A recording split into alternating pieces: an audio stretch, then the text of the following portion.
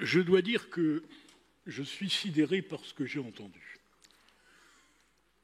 D'abord, je vous le dis, madame, pour votre éducation, la censure, c'est un acte préalable avant publication. Première observation. La deuxième observation, c'est que, heureusement, ce n'est pas le ministre de la Culture qui, dans notre pays, interdit les livres. Troisièmement, est-ce que ce livre pose problème? Et vous nous dites, il est autorisé. Alors je vous rassure tout de suite, je viens d'avoir la responsable de l'association Char qui lutte contre l'antisémitisme, et une plainte sera déposée pour apologie du terrorisme contre ce livre.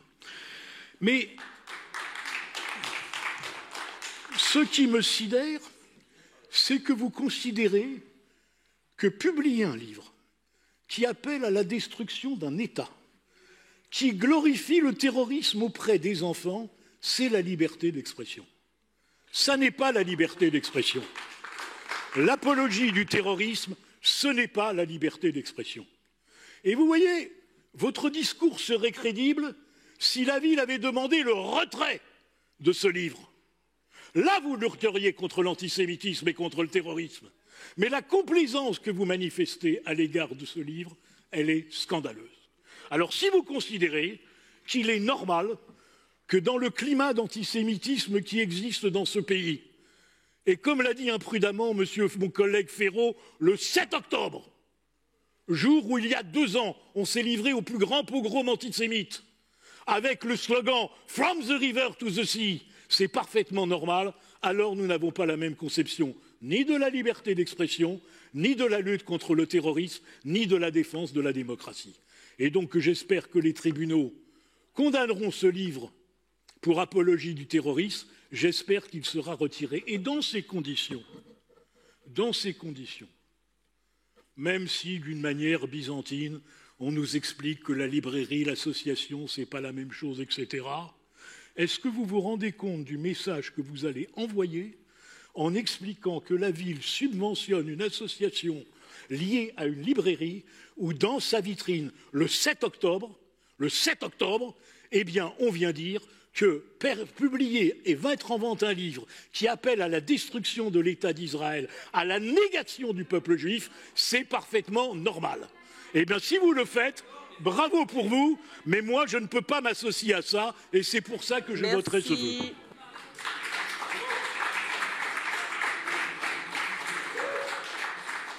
Donc, je mets aux voix le vœu numéro 25 du groupe Changer Paris, qui est pour, qui est contre, qui s'abstient, il est rejeté. Nous avons un vote disjoint sur l'article 10 de cette délibération demandée par Changer Paris. Donc, je mets aux voix l'article 10 qui est pour.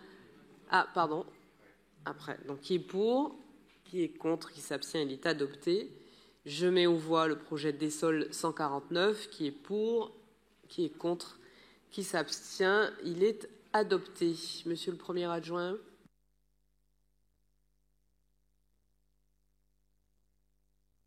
C'est bon. Oui, merci Madame la maire de me donner la parole puisque notre hémicycle a été à nouveau le théâtre de propos tenus par un de nos collègues tout à fait inacceptables. Ce n'est pas la première fois et à chaque fois on constate que c'est le même groupe.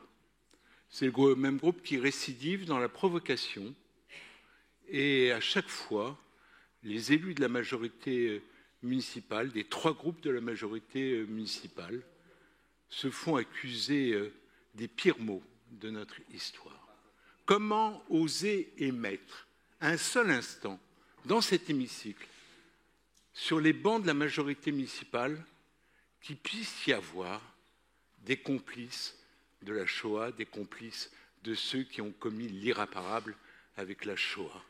Comment nous accuser? Mais c'est honteux, c'est comme une gifle qu'on nous donnerait, Mais je ne vous vise pas, Monsieur Spinner, mais je vous répondrai sur le fond. Donc nous nous estimons effectivement diffamés, nous faire les complices des nazis, d'être complices de celles et ceux qui ont assassiné la famille de Stefan Zweig, à partir d'un débat que nous avons sur un projet de délibération qui est controversé, et chacun peut s'exprimer comme il le souhaite, c'est effectivement la liberté d'expression sur ce projet de délibération. Mais cet amalgame est inacceptable. Et nous ne l'acceptons pas. Nous nous sentons diffamés et nous utiliserons tous les moyens qui sont en notre possession pour répondre à cette diffamation. Mais je le dis et je le répète, oui, je peux convoquer, je vais peut-être convoquer une conférence des présidents. On en a déjà eu. À quoi ça sert? Ça recommence. Il y en a ici qui récidivent. Oui, qui récidivent. Et chaque fois sur le même thème, en accusant les élus de la majorité municipale d'être antisémites. C'est inacceptable. Ça, c'est sur le fond et ça vise explicitement M. Véron. Sur le projet de délibération, sur l'affaire, entre guillemets, je mets affaire entre guillemets, Violette & Co, montrer du doigt comme cela a été fait, comme l'a fait toute la presse d'extrême droite, celle de M. Bolloré ou celle que soutient financièrement M. Stérin, montrer ainsi du doigt une librairie qui, historiquement, est un pôle et un phare de la lutte contre les discriminations dont sont victimes les personnes LGBTQIA+, et notamment les lesbiennes. Comment faire cet amalgame? À partir du moment, et vous êtes un homme de droit, M. Spinner, vous savez très bien, comme moi, qu'il y a une grande loi républicaine, peut-être l'une des plus grandes lois républicaines. Elle date de 1880, c'est la loi sur la liberté de la presse. Parce que cette loi, d'un côté, elle garantit la liberté d'expression, et de l'autre, elle en sanctionne les abus. Mais là, ce n'est pas un problème de liberté d'expression. Cet ouvrage a été publié. Cet ouvrage, qui est donc destiné aux jeunes, a fait l'objet d'une autorisation d'une commission nationale, qui est la commission nationale qui, en France, autorise toutes les publications pour la jeunesse. Et la jeunesse, ça va pour la commission nationale jusqu'à l'âge de 18 ans.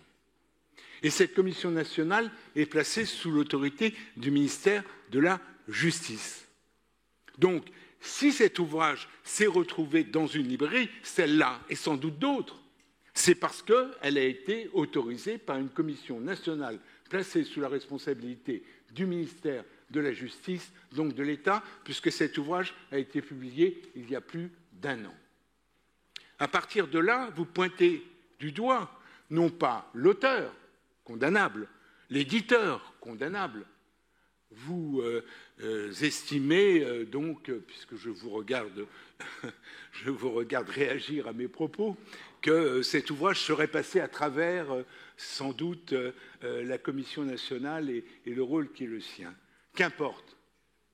Dans cette chaîne de responsabilité, qui est celle de la propriété intellectuelle, le premier responsable, c'est l'auteur.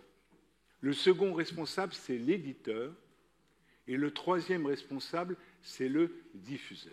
Donc, en l'occurrence, s'il faut que vous vous attaquiez, et je serai prêt à vous rejoindre, sur le contenu de ce livre, effectivement, qui est inacceptable et dont le caractère antisémite me convainc tout autant que vous, eh bien, il faut s'attaquer à l'auteur, il faut s'attaquer à l'éditeur, il faut savoir pourquoi la Commission nationale placée sous l'autorité du ministère de la Justice a autorisé la publication de ce livre.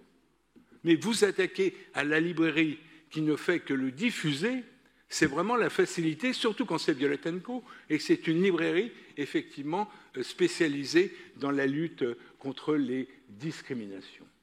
Quant à la subvention que nous avons versée, elle est complètement en dehors, si j'ose dire, du champ de notre débat, puisque c'est une subvention pour une action culturelle portée par une association distincte de la librairie en tant que telle, qui par nature est une entreprise commerciale.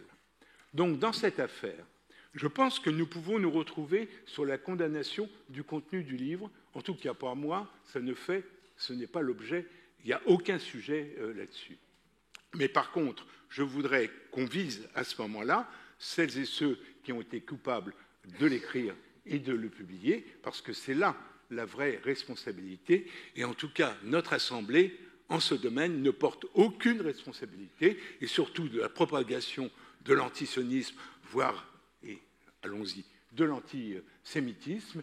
Et je voudrais qu'en cette affaire, nous puissions garder raison, que nous ne perdions pas de vue que nous sommes venant des États-Unis depuis l'élection de Trump dans une offensive idéologique qui vise à remettre en cause nos principes les plus fondamentaux, et notamment celles et ceux qui visent à remettre en cause les droits et libertés des personnes LGBTQIA+, parce qu'en l'occurrence, vous le savez bien, c'est cela qui est en cause. Donc, en l'occurrence, je voudrais qu'on garde raison. Je voudrais, et j'espère vous avoir persuadé, M. Spinner, et en tout cas, en ce qui concerne M. Véron, je le répète, il nous a diffamés, c'est inacceptable, et nous en tirerons toutes les conséquences. Merci, Monsieur le Premier adjoint. De la clarification de nos propos, j'imagine que c'est pour un rappel au règlement, Monsieur Spinner. Parce que M. Bloch ne m'a pas pris à partie, mais m'a interrogé. Dans l'ordre, c'est d'abord l'éditeur, l'auteur et le diffuseur.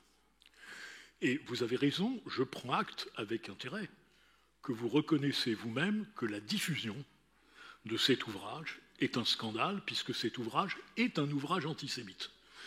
Je me félicite parce que tout le monde n'a pas dit ça dans votre majorité. Certains nous ont même accusés globalement de vouloir porter atteinte à la liberté d'expression. Et je vous le dis, je ferai en sorte que les auteurs, l'éditeur et les diffuseurs soient condamnés pour apologie du terrorisme. Et vous savez très bien que la décision de la Commission nationale des livres sur la jeunesse ne vaut pas blanc-seing et qu'elle ne lie pas les tribunaux. Mais je constate quand même qu'il faudrait, Monsieur Bloch, que vous soyez cohérent. À partir du moment où vous reconnaissez, et je vous en remercie, que cet ouvrage est infâme, vous ne pouvez pas dire « il est infâme, mais nous ne pouvons rien, nous ne disons rien ». Vous ne pouvez pas à la fois dire « c'est condamnable » et simplement dire « mais je n'y peux rien ». Et donc c'est ça qui est choquant. C'est que cette association est certainement remarquable, mais il arrive à tout le monde de faire parfois des erreurs, sauf moi et encore. Bien. Et donc à partir de là, je vous dis, vous condamnez, et vous avez raison, et je vous en donne acte, le côté antisémite nettement de ce livre, eh bien ça ne peut pas être sans conséquence. Et voilà pourquoi je considère qu'à partir du moment où en réalité il y a une assimilation entre l'association, la librairie et le lieu, je ne veux pas qu'on puisse dire que la ville prête la main à cela en subventionnant, même indirectement, une telle propagande qui est une propagande infâme.